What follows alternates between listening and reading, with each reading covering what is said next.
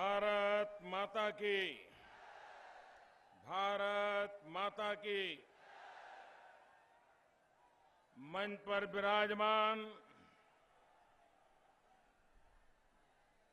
केंद्र में मेरे साथी श्रीमान नरेंद्र सिंह तोमर, भाजपा के प्रदेश महासचिव श्रीमान विजय बहादुर पाठक जी, कानपुर बुंदेलखंड क्षेत्र के अध्यक्ष श्रीमान मानवेंद्र सिंह चौहान, भाजपा की प्रदेश सचिव, हमारी समर्पित कार्यकर्ता बहन गीता शाक्य जी, राज्य सरकार में पूर्व मंत्री श्रीमान हरिद्वार दुबे जी, संसद में मेरे साथी श्री मुकेश राजपूत जी, युवा मोर्चा के हमारे जुझारू नेता श्री सुब्रत पाठक जी, कन्नौज जिला के अध्यक्ष श्री नरेंद्र सिंह राजपूत, औरैया जिला के प्रभारी श्री राजेंद्र सिंह चौहान, कन्नौज जिला प्रभारी श्री दिनेश राय, फर्रुखाबाद के अध्यक्ष श्रीमान सत्यपाल सिंह जी, फर्रुखाबाद के प्रभारी श्री श्रीकांत पाठक जी, कानपुर के प्रभारी डॉक्टर राम शरण कटियार जी, और इस चुनाव में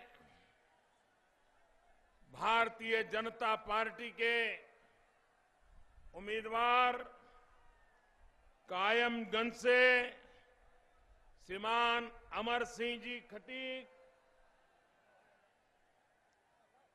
फर्रुखाबाद से श्रीमान सुनील दत्त द्विवेदी जी, विधुना से श्रीमान विनय शाक्य जी, अमृतपुर से श्रीमान सुशील शाक्य जी, डीबियापुर से श्रीमान लखन सिंह जी, भोजपुर से श्रीमान नागेंद्र सिंह जी, तीरवा से श्रीमान कैलाश सिंह जी, कन्नौज से श्रीमान बनवारीलाल दोहरे जी, औरैया से श्रीमान रमेश दिवाकर जी, छिबराम से श्रीमती अर्चना पांडे जी, बिल्लौर से श्रीमान भगवती प्रसाद सागर जी, आप सब हाथ ऊपर करके मेरे साथ बोलिए भारत माता की। भारत माता की। भारत माता की।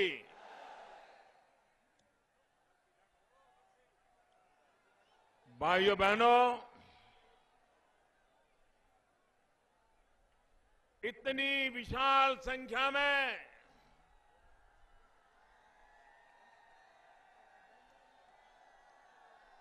मैं सबसे पहले आप सबकी क्षमा मांगता हूं।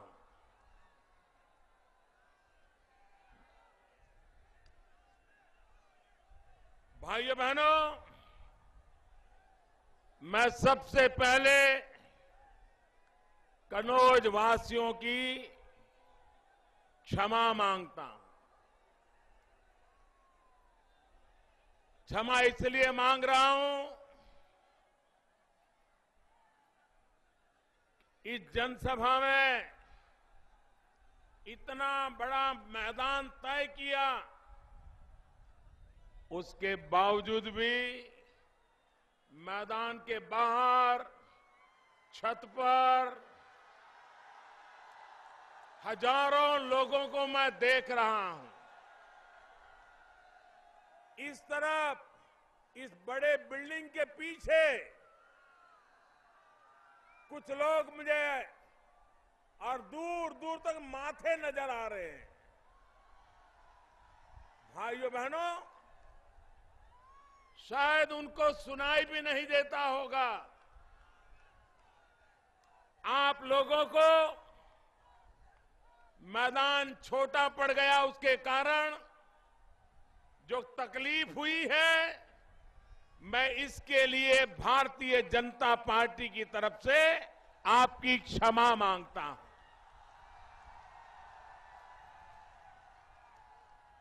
लेकिन भाइयों बहनों, आप इतनी बड़ी मात्रा में आशीर्वाद देने के लिए आए, हमारे सभी उम्मीदवारों को आशीर्वाद देने आए। मैं आपका हृदय से बहुत बहुत आभार व्यक्त करता हूं।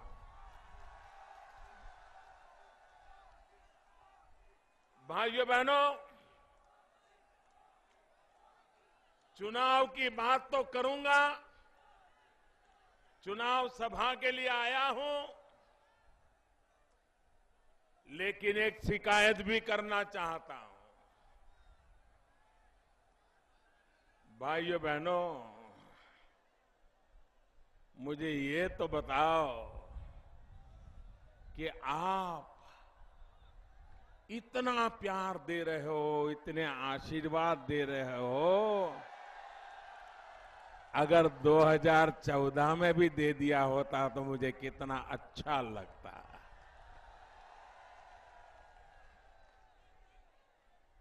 पूरा उत्तर प्रदेश भारतीय जनता पार्टी को विजयी बनाया, लेकिन कुछ सीटें जहां दो कुनबे के लोग लड़ रहे थे, आपने आंख की शर्म के कारण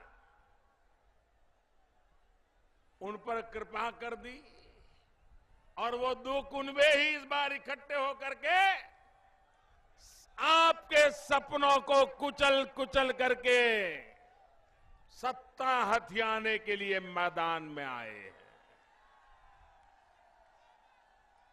और मैं देख रहा हूं, इस बार मैं कन्नौज की धरती पर देख रहा हूं कि जो 2014 में रह गया, वो कसर पूरी करने का कन्नौज वासियों ने तय कर लिया। और मेरे कन्नौज के भाइयों बहनों, मैं भी आपको वादा करता हूं, मैं भी आपको वादा करता हूं, आप जो मुझे प्यार दे रहे हैं, मैं ब्याज समेत विकास करके लौटाऊंगा आपको, ये वादा करता हूं।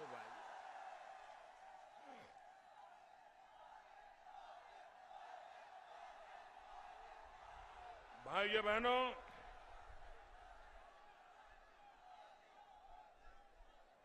आज मैं सबसे पहले इस कन्नौज की धरती से, जो इत्र की धरती है, जो हिंदुस्तान के हर कोने में सुगंध फैलाने वाला कन्नौज, उस कन्नौज की धरती से मैं देशवासियों के साथ अपनी खुशी बांटना चाहता हूं। कन्नौज वासियों से 125 देश करोड़ वासियों की, 125 करोड़ देशवासियों की खुशी बांटना चाहता हूं। आप सबको पता चल गया होगा, स्पेस में, अवकाश में भारत बार बार नए विकास के सीमा चिन्ह सर करता चला जा रहा है। आज सुबह करीब 9:30 बजे हमारे देश के वैज्ञानिकों ने स्पेस प्रोग्राम में एक ऐसा काम किया विश्व के स्पेस की कार्यक्रमों में आज के हमारे वैज्ञानिकों की सिद्धि स्वर्णिम अक्षर से लिखी जाएगी।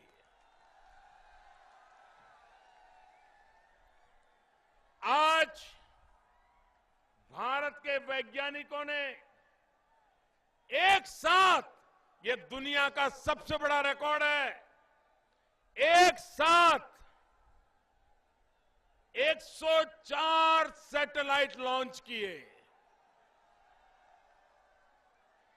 अरे मेरे देश के वैज्ञानिकों ने आज अवकाश में भी सेंचुरी पार कर दी भाई। और उसमें 3 हमारे देश के हैं, लेकिन 101 हमारे वैज्ञानिकों ने जो सैटेलाइट लॉन्च किए वो दुनिया के और देशों के सैटेलाइट थे जो हमारे वैज्ञानिकों ने हिंदुस्तान में से लॉन्च किया। भाइयों बहनों, मैदान छोटा पड़ गया है। मेरी आपसे प्रार्थना है, आप थोड़ी शांति रखिए, आगे आने की कोशिश मत कीजिए। भारत माता की, भारत माता की। इस सज्जन को क्या तकलीफ है भाई? क्या तकलीफ है इनको?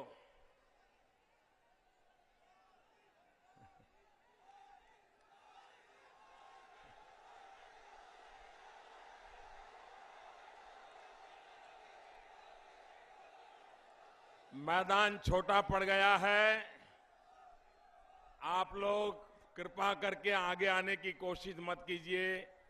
जहां हो वहीं से भाजपा को जिताना, यही हमारा संकल्प है। भाइयों बहनों,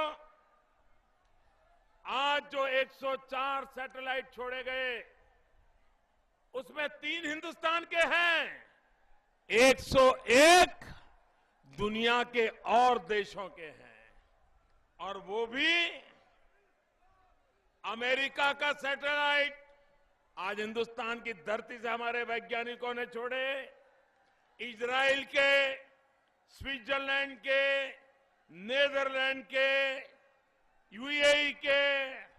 आप कल्पना कर सकते हो भारत के वैज्ञानिकों ने भारत का नाम कितना ऊंचा किया है। भाइयों, एक साथ भारत के वैज्ञानिकों के नाम मेरे साथ नारा बोलिए, भारत माता की, भारत माता की, भारत माता की। ये मेरे वैज्ञानिकों के नाम है, मेरे देश के स्पेस के वैज्ञानिकों के नाम पर है, जिन्होंने इतना बड़ा कर्तव्य करके दिखाया है। भाइयों बहनों, मैं आज कन्नौज की धरती से उड़ीसा प्रांत के नागरिकों का भी धन्यवाद करना चाहता हूं।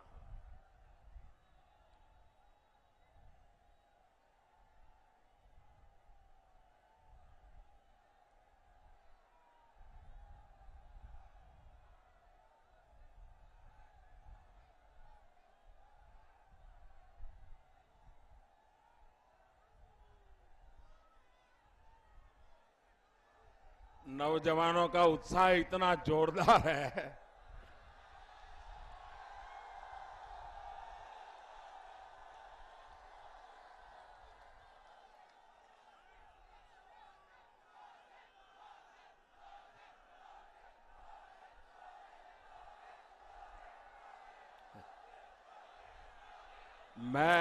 मैं भाषण आगे बढ़ाऊं, मैं बोलना शुरू करूं? जरा इधर वाले बताइए, बोलना शुरू करो। आप शांति रखोगे? मैं इन वालों को खास कहता हूं, शांति रखोगे?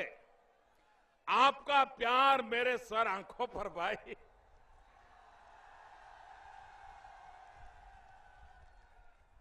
भाइयों बहनों,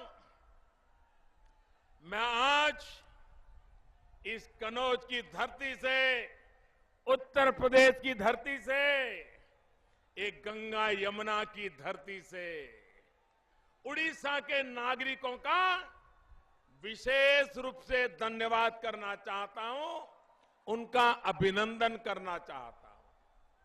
मेरे उत्तर प्रदेश के भाइयों बहनों, सुन लीजिए,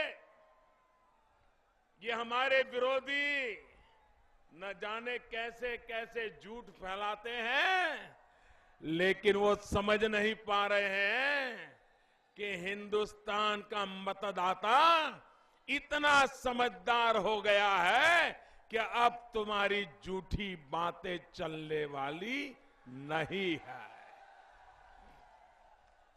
उड़ीसा ने दिखा दिया।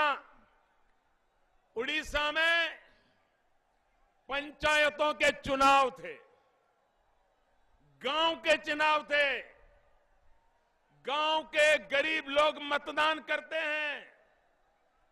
भाइयों बहनों, उड़ीसा में भारतीय जनता पार्टी बहुत कम ताकत वाली थी। हम पार्लियामेंट में भी बहुत कम लोग जीते थे, लेकिन कल जब उड़ीसा में चुनाव के नतीजे आए, भारतीय जनता पार्टी को अभूतपूर्व समर्थन उड़ीसा ने दिया है। मैं उड़ीसा का हृदय से धन्यवाद करता हूं। भाइयों बहनों, कुछ लोग कहते थे कि मोदी की सर्जिकल स्ट्राइक ये तो चुनावी खेल है, नोटबंदी राजनीति है। न जाने कैसे कैसे आरोप लगाए थे।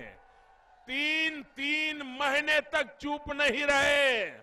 जितने खेल खेलते थे, खेल सकते थे, खेलते रहे। लेकिन हिंदुस्तान के गरीब से गरीब मतदाता ने उनको धूल चाटने के लिए मजबूर कर दिया। भाई, अभी उत्तर प्रदेश में क्या हुआ? एमएलसी का चुनाव हुआ। एमएलसी का चुनाव हुआ, 3 सीटें भारतीय जनता पार्टी भारी बहुमत से उत्तर प्रदेश में जीत गई। क्या हुआ? लोगों को ये साथ पसंद क्यों नहीं आया? एमएलसी के चुनाव में आपके सुपड़े साफ क्यों हो गए? भाइयों बहनों, ये बोलते साथ हैं, लेकिन कारोबार स्वार्थ का है, ये जनता भली भांति जान गई है। भाइयों बहनों, पिछले दिनों नवंबर, दिसंबर महीने, जनवरी में चंडीगढ़ कॉरपोरेशन का चुनाव हुआ, जहां भारतीय जनता पार्टी 20 साल से जीत नहीं पाई थी। चंडीगढ़ कॉरपोरेशन में भारतीय जनता पार्टी 2/3 बहुमत से चुनाव जीत गई। भाइयों, महाराष्ट्र में नगर पालिकाओं के, पंचायतों के चुनाव हुए। सारी विरोधियों की शक्ति को महाराष्ट्र की जनता ने साफ कर दिया, भारतीय जनता पार्टी को विजयी बनाया। 8 नवंबर नोटबंदी के बाद उड़ीसा में विजय, चंडीगढ़ में विजय, महाराष्ट्र में स्थानीय निकाय में विजय, गुजरात में स्थानीय निकाय में विजय, राजस्थान के उपचुनावों में विजय। जहां जहां मध्य प्रदेश में चुनाव हुए, भारतीय जनता पार्टी विजयी हुई। ये बात हवा का रुख बताता है कि भारतीय जनता पार्टी के साथ इस देश का गरीब से गरीब इंसान जुड़ गया है।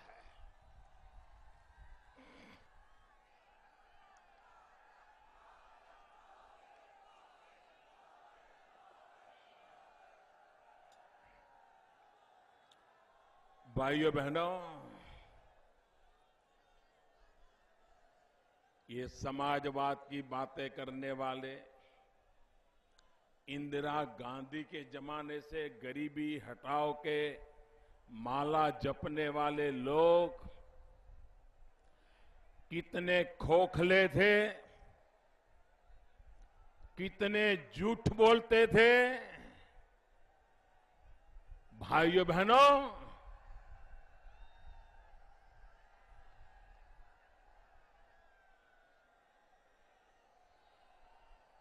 सरकार गरीबों के लिए कैसे काम करती है,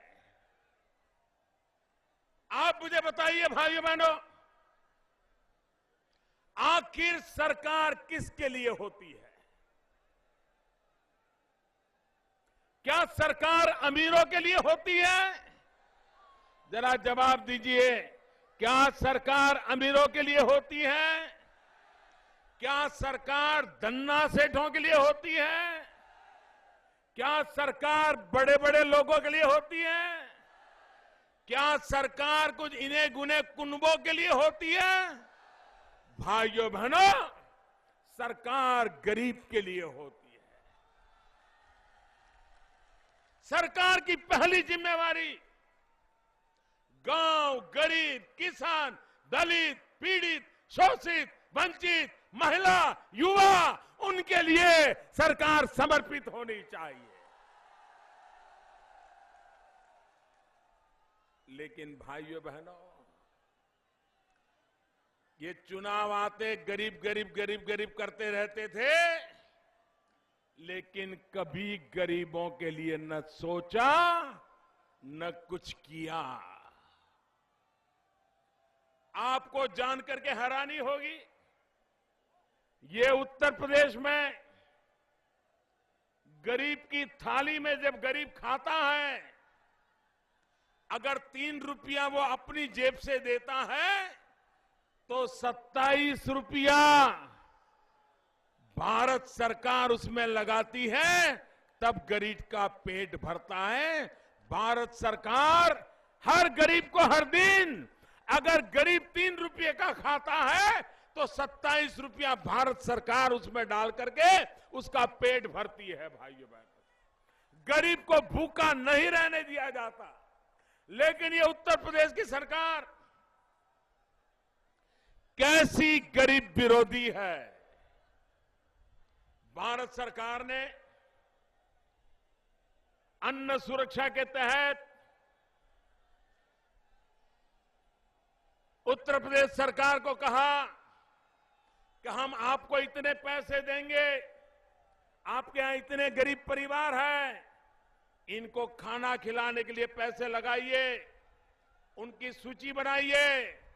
आज मुझे कन्नौज की धरती पर बड़ी पीड़ा के साथ कहना पड़ता है, जहां कभी मुलायम सिंह जी, कभी अखिलेश जी, कभी उनकी श्रीमती जी यहां का प्रतिनिधित्व करने वाले लोग, मैं उनसे पूछना चाहता हूं, क्या कारण है कि गरीबों को खिलाने के लिए भारत सरकार पैसे दे रही है, अभी तक आप कौन गरीब है, किसको सस्ते में खाना मिलना चाहिए, उसकी सूची भी नहीं दे पाए। सूची भी अभी भी 50,000 और लोगों को खिलाने के लिए 750 करोड़ रुपया दिल्ली में हमने निकाल के रखा हुआ है, लेकिन ये उत्तर प्रदेश की सरकार उसको लेने में इंटरेस्ट नहीं है, गरीबों का नाम लिखने के उसको रुचि नहीं है। क्यों? क्योंकि उनको तो वही गरीब गरीब लगते हैं जो उनके कुनबे के साथ जुड़े हुए हो, उनकी पसंदगी की कोई जाति के साथ जुड़े हुए हो। अगर उस जाति में वो नहीं है तो रुपया आएगा तो भी उसको देंगे नहीं, वो गरीब होगा तो भी भूखा मरने देंगे। दिल्ली सरकार पैसे देती है, लेकिन उन गरीबों को देने का इनका इरादा नहीं है। भाइयों बहनों, ये गरीबों के दुश्मन है कि नहीं है? ये गरीबों के दुश्मन है कि नहीं है? ये गरीबों के साथ अन्याय है कि नहीं है? ये गरीबों के साथ अन्याय है कि नहीं है? भाइयों बहनों, उत्तर प्रदेश में मैं हैरान हूं, कुछ सामाजिक संस्थाएं जहां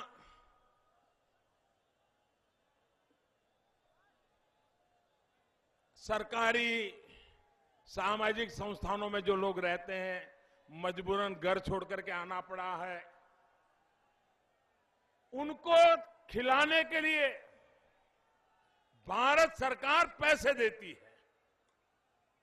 आप हैरान होंगे, ये उत्तर प्रदेश सरकार ऐसी सोई पड़ी है कि उन संस्थाओं में आकर के रह रहे अनाथ आश्रम जैसी जगह पर उन गरीबों को खाना खिलाने के लिए दिल्ली में भारत सरकार पैसे लेकर के बैठी है, लेकिन ये उन लोगों को पैसे नहीं देते, खर्च नहीं करते, क्योंकि उनको चाहिए वैसे बिचौलिए नहीं मिल रहे। बिचौलिए इसलिए भाइयों बहनों, अनाथ आश्रम में भी गरीबों को खाना खिलाने में ये कोताही बरतते हैं।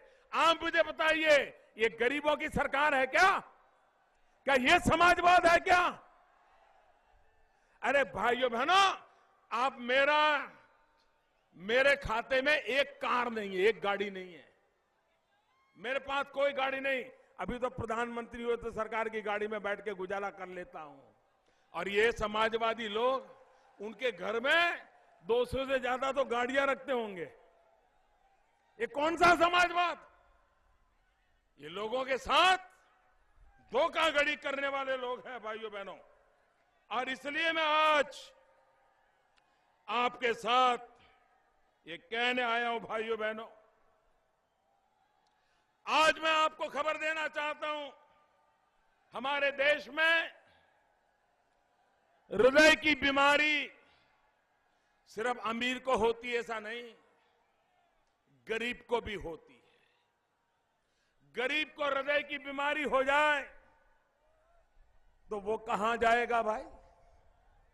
उसकी सेवा कौन करेगा? सरकार नहीं करेगी तो इसकी जिंदगी कौन बचाएगी?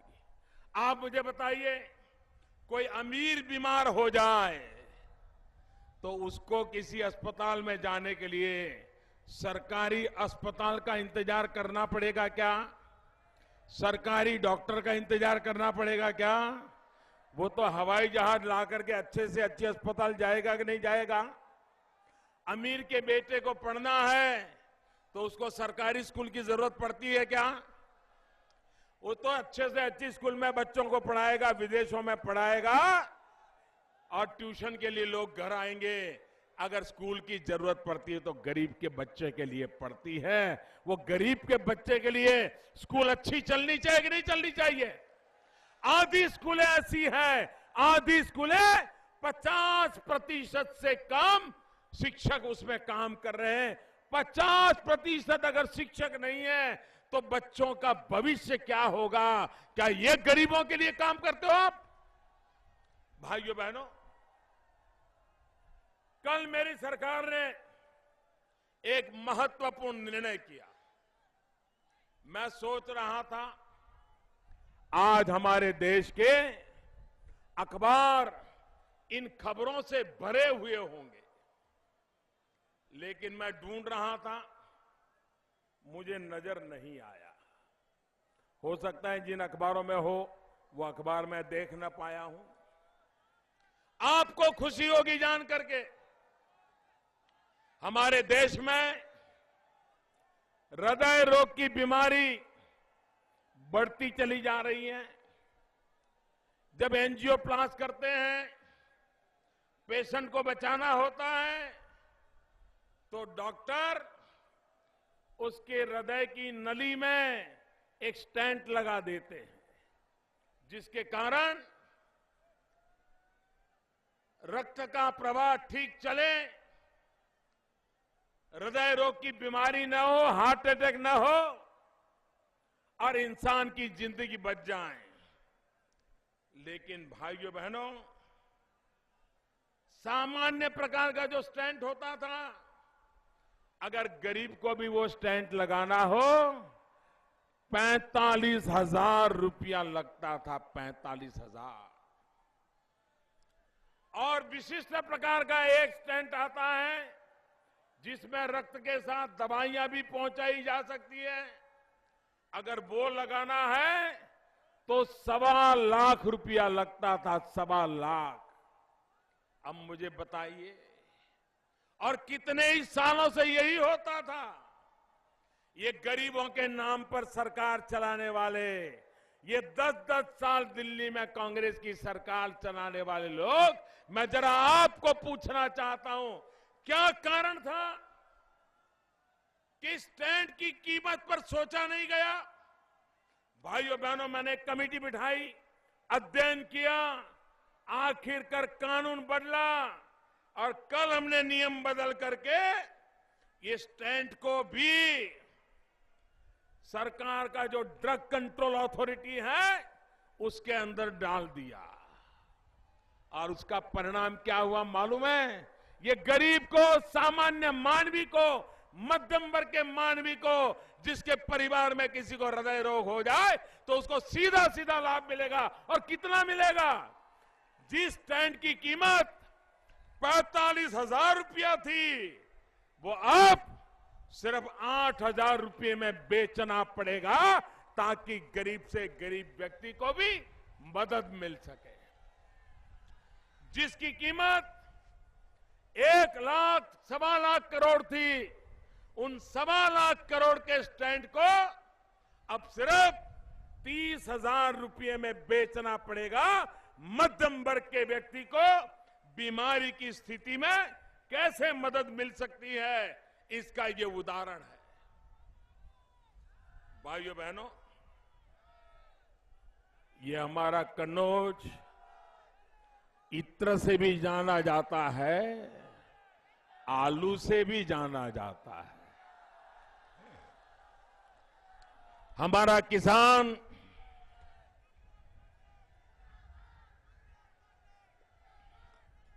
आलू की खेती करता है। भाइयों बहनों, आप मुझे बताइए, मेरे किसान भाइयों बहनों, पिछले चुनाव में समाजवादी पार्टी की बहू ने आलू की फूड प्रोसेसिंग के लिए, आलू के चिप्स बनाने के लिए कारखाना लगाने के लिए वादा किया था कि नहीं किया था? जरा जोर से बोलिए, वादा किया था। कारखाना लगा, आपके आलू खरीदे, चिप्स बनी, बाजार में बिकी, किसी के पेट में गई, लेकिन वो तो चुनाव जीत गए। अब उनसे हिसाब मांगोगे कि नहीं मांगोगे? हिसाब चुकता करोगे कि नहीं करोगे? ऐसे वादे करने वालों को सजा करोगे कि नहीं करोगे? भाइयों बहनों, मैं भारतीय जनता पार्टी उत्तर प्रदेश को बधाई देता हूं कि उत्तर प्रदेश भारतीय जनता पार्टी ने इस बार अपने घोषणा पत्र में एक महत्वपूर्ण वादा किया है, और वो वादा किया है आलू, प्याज, लहसुन सरकार के मिनिमम सपोर्ट प्राइस एमएसपी से खरीदा जाएगा। आलू के किसान को मरने नहीं दिया जाएगा। भाइयों बहनों, अगर किसान को बचाना है तो किसान जो पैदावार करता है उसकी मूल्य वृद्धि होनी चाहिए, वैल्यू एडिशन होना चाहिए। और जब तक एग्रो प्रोडक्ट का प्रोसेसिंग नहीं होता है, हमारे किसान को पानी के मोल अपनी फसल बेच देनी पड़ती है।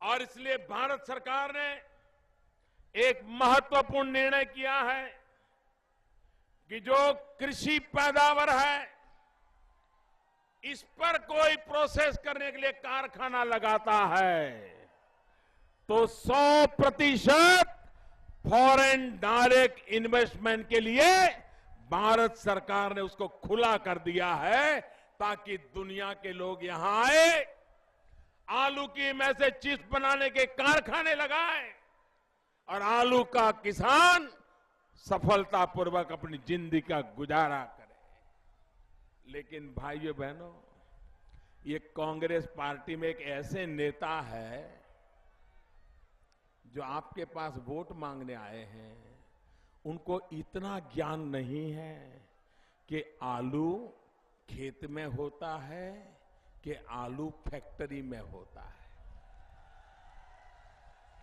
वो उत्तर प्रदेश में किसानों की यात्रा निकाली और किसानों की यात्रा निकाल करके भाषण किया और किसानों के सामने अब उनको बेचारों को रोना कि हंसना कुछ समझ ही नहीं आ रहा था और ये बोलते जा रहे थे, आलू की फैक्ट्री लगाने की बात बोलते थे। आप मुझे बताइए भाई, आलू खेत में होता है कि फैक्ट्री में? आलू खेत में होता है कि फैक्ट्री में? आपको बराबर समझ है ना? आपको है ना समझ? उनको नहीं है। कैसे लोग किसानों के नाम पर बातें करते हैं, उनके मुंह में शोभा नहीं देती, शोभा नहीं देती। भाइयों बहनों, कोई टमाटर की खेती करे लेकिन टमाटर सस्ते में बिकता है, लेकिन अगर टमाटर का केचप बनाए, बढ़िया सी बोतल में पैकिंग करे, तो दुनिया भर में अच्छे दाम से वो माल बिकता है। कोई दूध बेचे, कम पैसा मिलता है, लेकिन दूध से मिठाई बना करके बेचे तो ज्यादा पैसा मिलता है। कोई आम बेचे तो कम पैसा मिलता है, लेकिन आम का अचार बना करके पैक करके बेचे तो ज्यादा कमाई होती है। किसान जो पैदा करता है उसको अगर प्रोसेस किया जाए, उसमें से एक नई बनावट बनाई जाए, तो किसान को कभी घाटा नहीं होता है। और इसलिए भाइयों बहनों, हमने किसान के भलाई के लिए अहम कदम भारत सरकार ने उठाए हैं, लेकिन उत्तर प्रदेश की सरकार सिर्फ कुनबे के लिए चलती है, इसलिए गरीबों की चिंता नहीं करती है, भारत की योजनाएं लागू नहीं करती है। भाइयों बहनों, मैं उत्तर प्रदेश भारतीय जनता पार्टी के नेताओं को इस बात के लिए भी अभिनंदन करना चाहता हूं कि उन्होंने एक बड़ा महत्वपूर्ण फैसला किया है। मेरे किसान भाई, जरा गौर से सुनिए। भारतीय जनता पार्टी की उत्तर प्रदेश की इकाई ने इस चुनाव घोषणा पत्र में एक महत्वपूर्ण वादा किया है। उन्होंने कहा है कि उत्तर प्रदेश में भाजपा सरकार बनेगी, सबसे पहला काम छोटे किसानों का कर्ज माफ कर दिया जाएगा।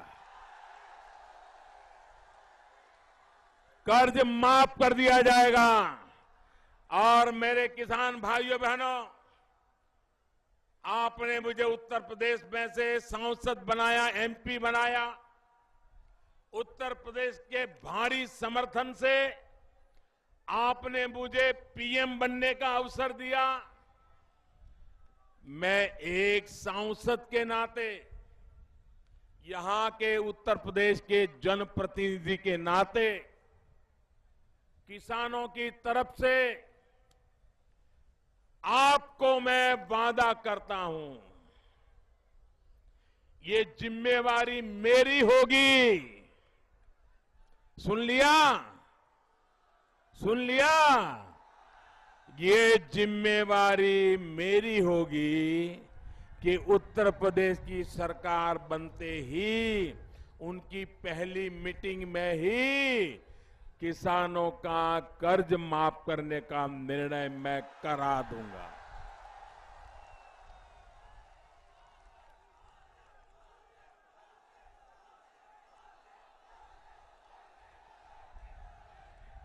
भाइयों बहनों,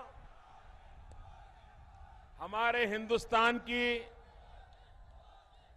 फिल्म आप देखते हैं, अलग अलग प्रकार की मूवी आती हैं, सिनेमा देखते हैं आप लोग।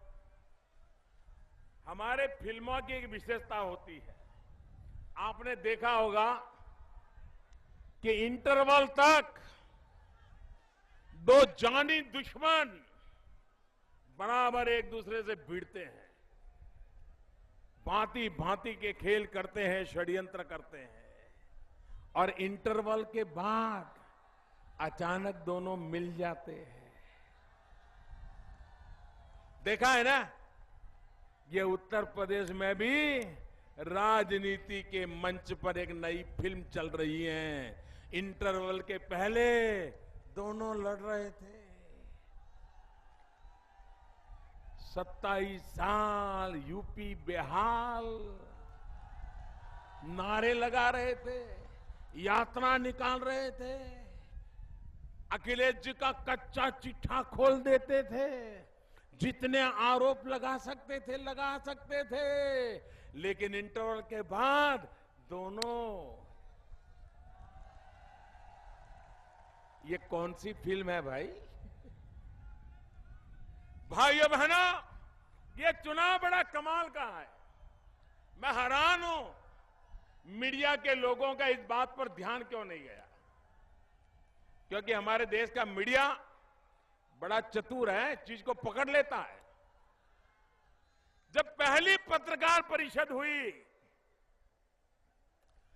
तो अखिलेश जी ने तो मायावती जी के खिलाफ बयान दिया, लेकिन जब कांग्रेस पार्टी को पूछा गया कि आपको मायावती के खिलाफ क्या कहना है, तो कांग्रेस ने ऑफिशियल कह दिया कि हमें उनके खिलाफ कुछ नहीं कहना है।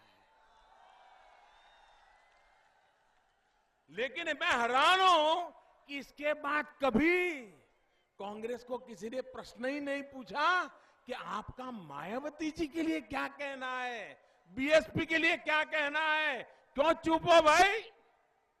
ये इसलिए चुप हो, ये अखिलेश जी अभी अनुभव कम है। ये कांग्रेस वाले कितने चतुर हैं उनको समझ नहीं आता है। मुलायम सिंह जी को तो आता है, इनको नहीं आता है। ये चुनाव में दो लोग साथ साथ हैं ऐसा नहीं है। इस चुनाव में त्रिपगी दौड़ चल रही है, त्रिपगी दौड़, 3 पैर वाली दौड़ चल रही है। एक सपा का पैर है, दूसरा सपा का पैर कांग्रेस के एक पैर के साथ बंधा हुआ है, और कांग्रेस का दूसरा पैर बसपा के पैर के साथ बंधा हुआ है। ये कांग्रेस की कमाल है, एक पैर सपा के साथ, एक पैर बसपा के साथ, और ये त्रिपगी दौड़ रहे हैं। लेकिन सपा, बसपा और कांग्रेस समझ लीजिए, 2 पैर से दौड़ने वाले को 3 पगी दौड़ वाला कभी हरा नहीं सकता है, गिरा नहीं सकता है। अखिलेश चेत जाओ, मुलायम सिंह जी की बात तो आप सुनने को तैयार नहीं है, लेकिन लिख के रखो, कांग्रेस ने एक पैर बीएसपी के साथ बांध करके रखा हुआ है, और एक पैर आपके साथ बांध करके आपकी मदद ले रहे हैं। ये नया खेल हिंदुस्तान की राजनीति में पहली बार त्रिपगी दौड़ वाला खेल चल रहा है, उसको समझना पड़ेगा भाइयों। भाइयों बहनों,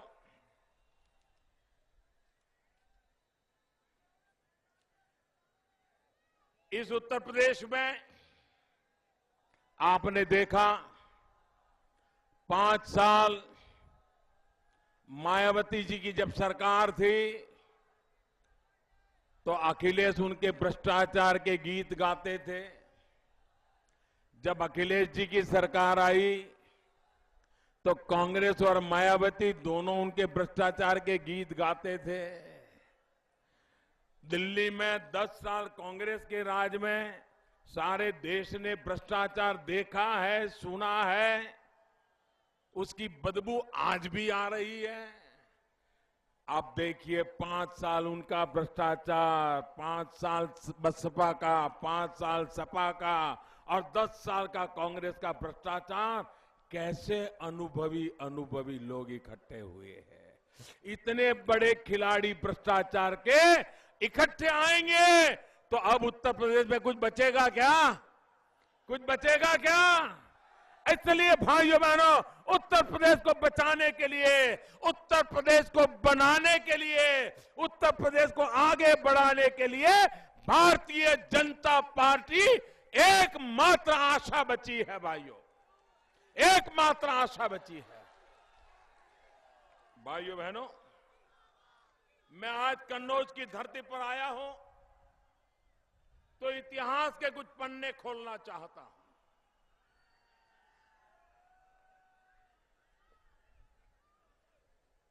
भाइयों बहनों, ये बात याद रखिए और इस पूरे इलाके में घर घर पहुंचाइए। मैं इतिहास का एक पन्ना याद कराना चाहता हूं और अगर आपको फुर्सत हो तो पुराने अखबार निकाल करके देख लेना। 4 मार्च 1984, 4 मार्च 1984, जब मुलायम सिंह जी लोहिया के विचारों को लेकर के कांग्रेस के खिलाफ बड़ी कड़ी लड़ाई लड़ते थे, कांग्रेस की गंभीर आलोचना करते थे, एमएलसी के नाते वो विपक्ष के नेता थे और कांग्रेस के नाक को दम ला दिया था।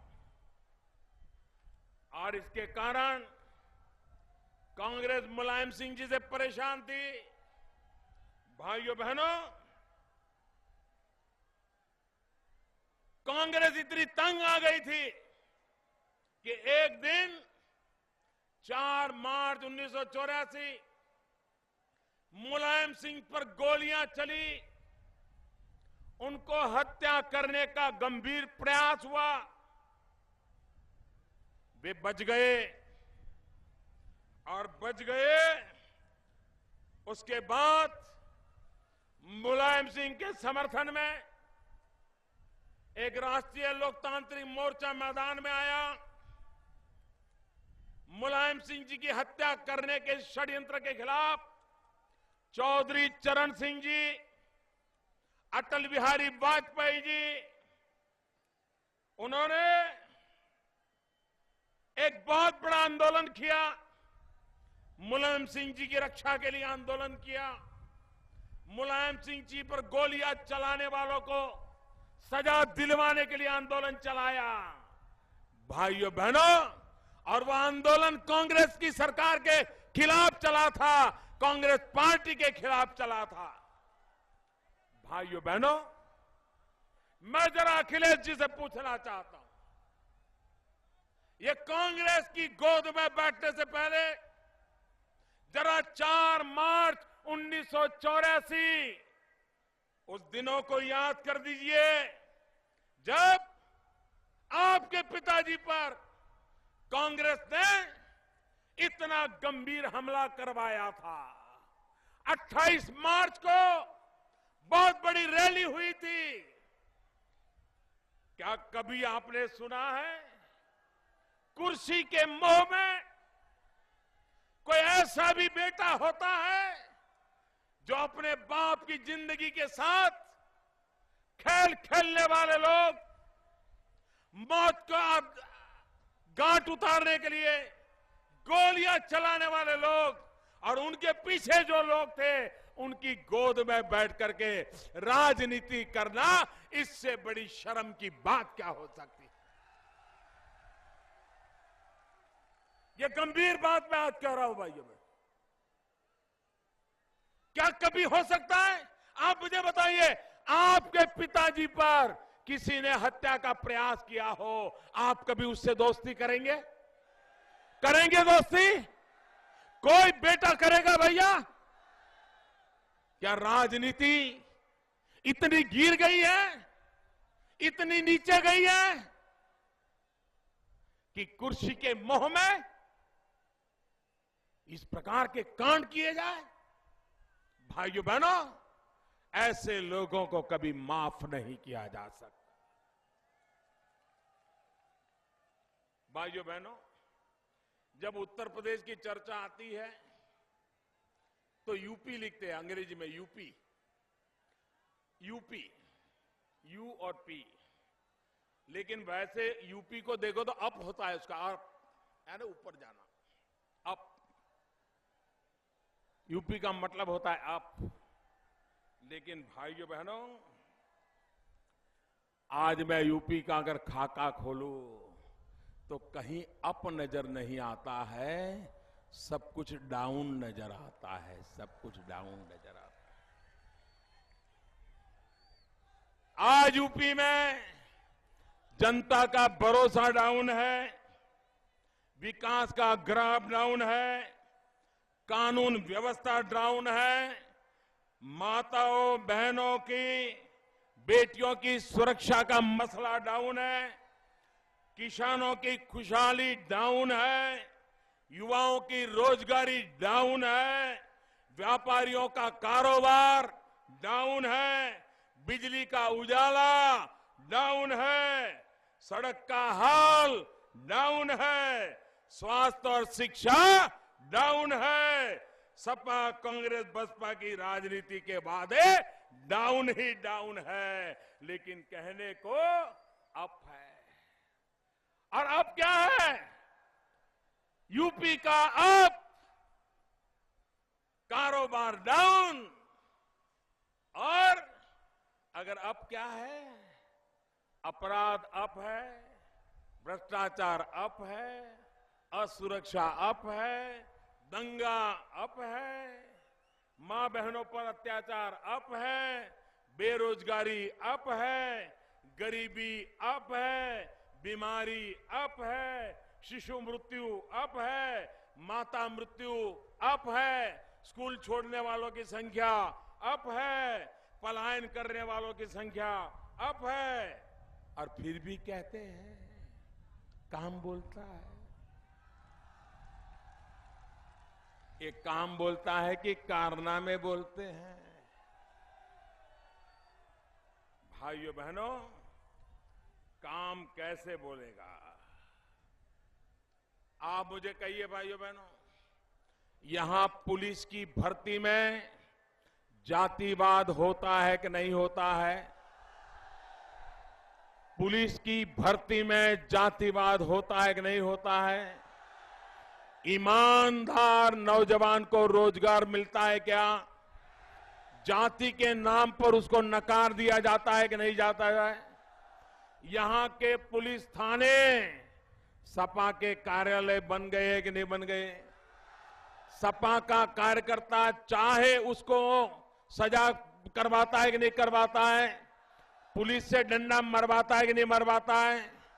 यहां पर जमीनों पे कब्जा सपा के लोग करते हैं कि नहीं करते हैं? निर्दोष लोगों की जमीन का कब्जा सपा वाले करते हैं कि नहीं करते हैं? उनकी कोई सुनवाई होती है क्या? पुलिस मदद करती है क्या? अफसर मदद करते हैं क्या? सरकार मदद करती है क्या? क्या ये चलने देना है क्या?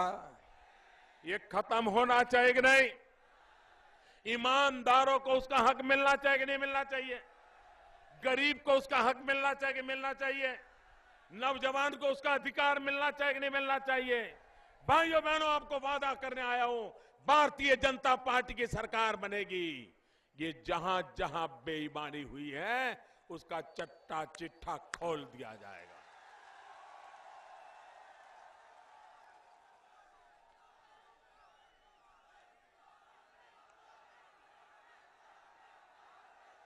मेरे नौजवानों, क्या मेरिट के आधार पर नौकरी मिलनी चाहिए कि नहीं मिलनी चाहिए?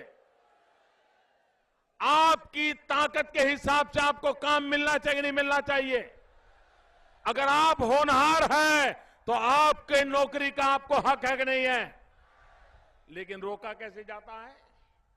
जब आप परीक्षाएं पास करते हैं, अच्छे मार्क लाते हैं, फिर नौकरी के लिए एग्जाम देते हैं, उसमें भी अच्छे मार्क लाते हैं, टॉपर होते हैं, लेकिन बाद में इंटरव्यू की चिट्ठी आती है, इंटरव्यू आता है ना इंटरव्यू। और जब इंटरव्यू आता है तो बेटा खुशी से समाता नहीं है, मां को कहता है मां इंटरव्यू आ गया, मैंने परीक्षा पास कर ली, अब नौकरी लगेगी। मां अनुभवी है, कहती है बेटा देखो किसी की पहचान है क्या, कोई जानने वाला मिल जाए तो देखो, देखो ये कोई नेता मिल जाए तो देखो। वो बेचारा इंटरव्यू के पहले कोई पहचान वाले को तलाशता है, सिफारिश करने के लिए तलाशता है, तो कोई बिचौलिया आ जाता है, कहता है नौकरी चाहिए तो 2 लाख दीजिए, नौकरी चाहिए तो 5 लाख दीजिए। वो गरीब मां कहती है बेटा ये तेरे बाप ने मेरे लिए जमीन छोड़ी है, ये जमीन गिरवी रख दो, लेकिन पैसे देकर के एक बार नौकरी ले लो बेटा। और इंटरव्यू में कैसा चल रहा है भाइयों? 3 बाबू बैठे हैं, एक दरवाजे से नौजवान अंदर आता है, 30 सेकंड, ज्यादा नहीं 30 सेकंड, वो 3 लोग उसको देखते हैं, वो 3 लोगों को देखता है, वो उसको पूछ लेते हैं नाम क्या, कहां से आए हो, और दूसरे दरवाजे से निकल जाता है। ये है इंटरव्यू। मुझे बताइए भाई, दुनिया में ऐसा कोई विज्ञान निकला है क्या कि 30 सेकंड में पता चल जाए कि भाई कैसा है कैसा नहीं है, पता चल जाए, ऐसा कोई विज्ञान है क्या? ये बेईमानी है कि नहीं है? ये इंटरव्यू नाम का झूठ चल रहा है कि नहीं चल रहा है? ये लोगों को उनके हक को छीनने का षड्यंत्र के नहीं है। हमने निर्णय किया, दिल्ली में आपने मुझे प्रधानमंत्री बनाया, हमने निर्णय किया कि वर्ग 3 और 4 सरकार में सबसे ज्यादा नौकरी करने वाले लोग वर्ग 3 और 4 के होते हैं। हमने निर्णय किया अब वर्ग 3 और 4 में कोई इंटरव्यू नहीं लिया जाएगा। हर किसी के मार्क्स कंप्यूटर में डाल दिए जाएंगे और कंप्यूटर ही तय करेगा कि पहले 100 कौन है, पहले 200 कौन है, पहले 500 कौन है, और कंप्यूटर से ही उसके घर ऑर्डर चला जाएगा। कोई बिचौलिया नहीं रहेगा, कोई जाति नहीं रहेगी, कोई बेईमानी नहीं रहेगी, कोई भ्रष्टाचार नहीं रहेगा। भाइयों बहनों, ईमानदारी की सरकार है, ईमानदारों के लिए ये सरकार है भाइयों। और इसलिए भाइयों बहनों, अभी रेलवे में 1 लाख लोगों का भर्ती हुआ, कोई इंटरव्यू नहीं किया, कंप्यूटर ने बता दिया, उनके घर ऑर्डर चला गया, एक नए पैसे का भ्रष्टाचार का आरोप नहीं लगा। भाइयों बहनों, मेरे नौजवानों, नई सरकार भाजपा की उत्तर प्रदेश में बनेगी और आप देखना सीआईएसएफ में 35,000 पुलिसों की भर्ती करनी है, बीएसएफ में, सीआरपीएफ में 25,000 हेड कांस्टेबल की भर्ती करनी है। कोई भाई भतीजा जातिवाद नहीं होगा, ईमानदार नौजवानों को नौकरी मिलेगी, देख लेना भाई। और इसलिए भाइयों बहनों, मैं आपसे यही कहने आया हूं कि ये सरकार दिल्ली में ऐसी है जो गरीबों के लिए है, ये सरकार मध्यम वर्ग के मेहनतकश लोगों के लिए है, ये सरकार ईमानदार लोगों के लिए है, और ईमानदारी की रक्षा करने के लिए आज दिल्ली में हम बैठे हैं। आपको देखिए, 8 नवंबर रात को 8 बजे टीवी पर मोदी ने कहा, मेरे प्यारे देशवासियों, तूफान खड़ा हो गया, तूफान। 70 साल तक नोटों के बंडल दबा दबा करके बैठे थे, सब कुछ निकल गया, सब कुछ निकला कि नहीं निकला? बैंकों में जमा करना पड़ा कि नहीं पड़ा? अब हिसाब देना पड़ रहा है, तो रात को नींद नहीं आ रही है और मोदी हिसाब मांग रहा है। आप मुझे बताइए भाइयों बहनों, गरीब का जिन्होंने लूटा है वो गरीब को लौटाना चाहिए कि नहीं चाहिए? जिसने गरीब का लूटा है उसका गरीब को लौटाना चाहिए कि नहीं लौटाना चाहिए? देश को लूटा है, देश को वापस मिलना चाहिए कि नहीं मिलना चाहिए? और इसलिए भाइयों बहनों, मैंने भ्रष्टाचार और काले धन के खिलाफ एक बहुत बड़ी लड़ाई छेड़ी है और मैं जानता हूं ये लड़ाई सामान्य नहीं है। बड़े बड़े सातिर दिमाग वालों से मुझे लड़ना है, बड़ी बड़ी हस्तियों से लड़ना है। देश का माल खा खा करके ताकतवर बने ऐसे लोगों से मैं भिड़ रहा हूं, लेकिन लड़ पा रहा हूं क्यों? क्योंकि 125 करोड़ ईमानदार लोगों के मुझे आशीर्वाद है, और ईमानदार लोगों के आशीर्वाद है, इसी के कारण बेईमान लोग आज कांप रहे हैं। भाइयों बहनों, आप मुझे बताइए, भ्रष्टाचार के खिलाफ लड़ाई चलनी चाहिए कि नहीं चलनी चाहिए? भ्रष्टाचार खत्म होना चाहिए कि नहीं होना चाहिए? भ्रष्टाचार जाना चाहिए कि नहीं जाना चाहिए? काला धन खत्म होना चाहिए कि नहीं होना चाहिए? इसके लिए कठोर कदम उठाने चाहिए कि नहीं उठाने चाहिए? आपके आशीर्वाद है मुझे? दोनों हाथ ऊपर करके पूरी ताकत से बताइए, आपके आशीर्वाद है? आपके आशीर्वाद है? आपके आशीर्वाद है? भाइयों बहनों, ये लड़ाई मैं छोड़ूंगा नहीं। गरीबों के लिए मैंने लड़ाई छेड़ी है, मैं छोड़ने वाला नहीं हूं। मुझे आपके आशीर्वाद चाहिए। उत्तर प्रदेश में भारतीय जनता पार्टी की सरकार बनाइए। 19 तारीख को कमल के निशान पर बटन दबाइए।